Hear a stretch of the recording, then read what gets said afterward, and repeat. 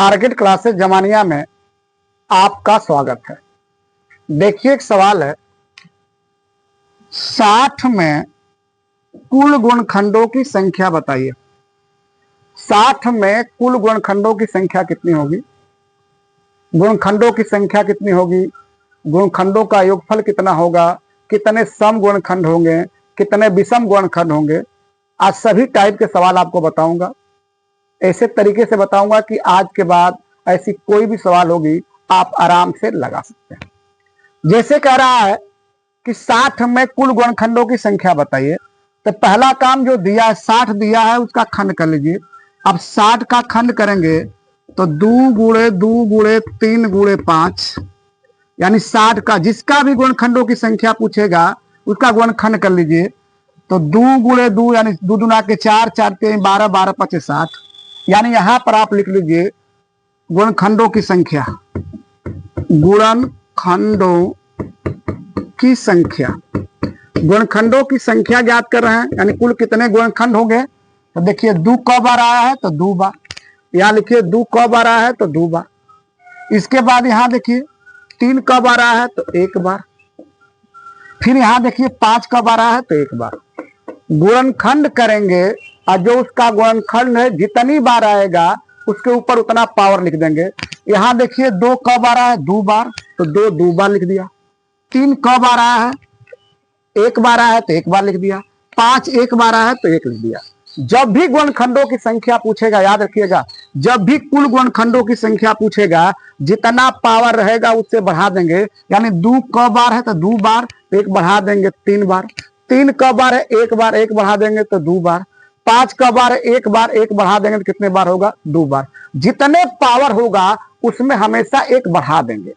2 है तो 3 लिखेंगे, 1 है तो 2 लिखेंगे, 1 है तो 2 लिखेंगे। इसके बाद इसका गुणा कर देते हैं आपस में, तो 3 दूना के 6, 6 दूना के 12 यानी कुल गुणनखंडों की संख्या कितनी है? तो 12। कुल गुणनखंडों की संख्या कितनी है? तो 12। अब इसी में पूछता है कि विषम गुणनखंडों की संख्या बताइए। विषम गुणनखंडों की संख्या बताइए। विषम गुणनखंडों की संख्या याद करिएगा, यहां पूछा है कुल गुणनखंड, तो कुल गुणनखंड कितने आगे? 12। कुल में सम भी आएगा विषम भी आएगा। तो पूछ रहा है कि विषम गुणनखंडों की संख्या बताइए। तो याद करिएगा विषम पूछेगा तो जो विषम वाला है बस उसी को लेंगे। तो विषम 3 है, विषम 5 है। देखिए विषम वाला पूछ रहा है तो सिर्फ विषम का लेंगे। तो यहाँ विषम 3 है, विषम 5 है यानी 3 और 5 वाला लेंगे तो 2 दूना के 4 यानी कुल विषम कितने हैं? तो 4 है। अगला सवाल आ जाएगा सम गुणनखंडों की संख्या बताइए। सम गुणनखंडों की संख्या बताइए। सम गुणनखंडों की संख्या, तो सम गुणनखंडों की जब संख्या पूछेगा तो याद करिएगा कुल कितने हैं? 12, विषम कितने हैं? 4। तो 12 में से 4 घटा दिए तो 8 हो जाएगा। कुल कितने हैं? तो 12। अब विषम कितने हैं? उसमें 4 यानी कुल में सम और विषम दोनों होता है। इस कुल में सम भी होगा और विषम भी होगा यानी सम विषम दोनों मिलाकर कितने हैं? 12 हैं। इस 12 में विषम का गो है 4 गो, तो 12 में 4 घटाने सम कितना हो जाएगा? 8। अगर डायरेक्ट सम का निकालना चाहते हैं तो याद करिएगा जो सम संख्या रहती है उस पर पावर नहीं बढ़ाते। जो सम संख्या होती है उस पर पावर नहीं बढ़ाते और विषम पर पावर बढ़ाते थे। 2 दूना के 4 और 4 दूना के 8। ये बात को याद रखिएगा।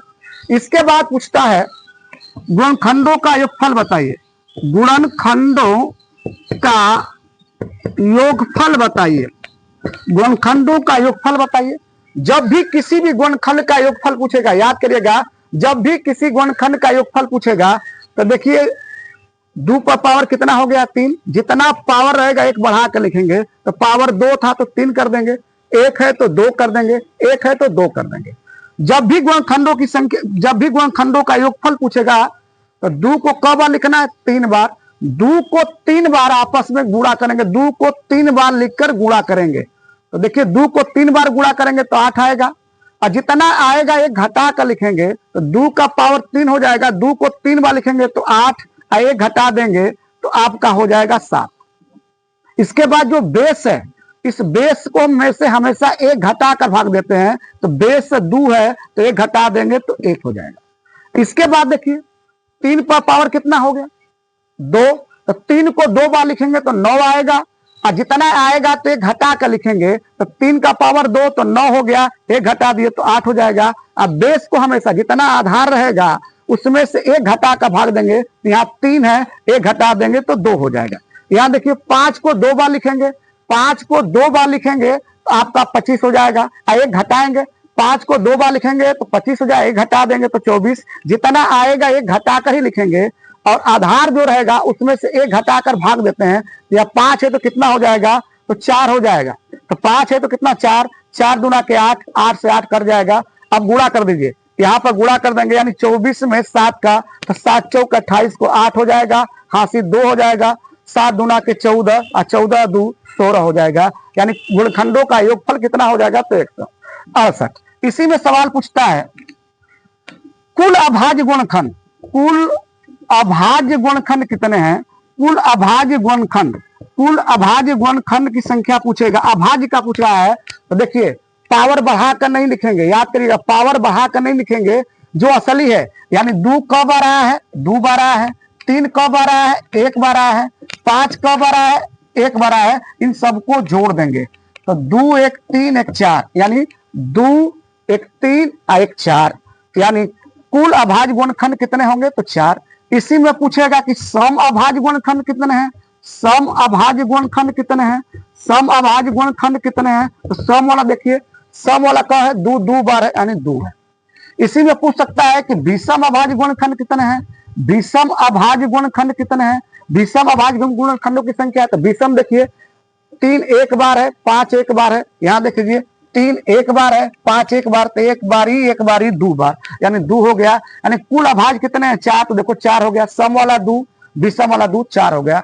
एक सवाल और पूछता है भिन्न भिन्न अभाज्य गुणखंड बताइए, भिन्न भिन्न अभाज्य गुणखंड बताइए, भिन्न भिन्न अभाज्य गुणखंड बताइए। जब पूछेगा कि भिन्न भिन्न अभाज्य गुणखंड बताइए, तो याद करिएगा कौन कौन से अंक हैं जो अलग अलग आए हैं, तो 2 है, 1 3 है और 5 है। पावर नहीं लिखेंगे, 2 है 3 है 5, तो कब हुआ 1 2 3, यहां भी देखिए 2 है, अलग अलग भिन्न भिन्न का मतलब अलग अलग खंड, 2 है 3 है और 5 है, जोड़ दीजिए 1 गो 2 गो 3 गो, यानी भिन्न भिन्न अभाज्य गुणखंड कितने हैं, तो 3 है। आप मेरे चैनल को लाइक कीजिए, शेयर कीजिए, सब्सक्राइब कीजिए। अगर वीडियो अच्छी लगे तो अपने एक दोस्त को शेयर कीजिए। धन्यवाद।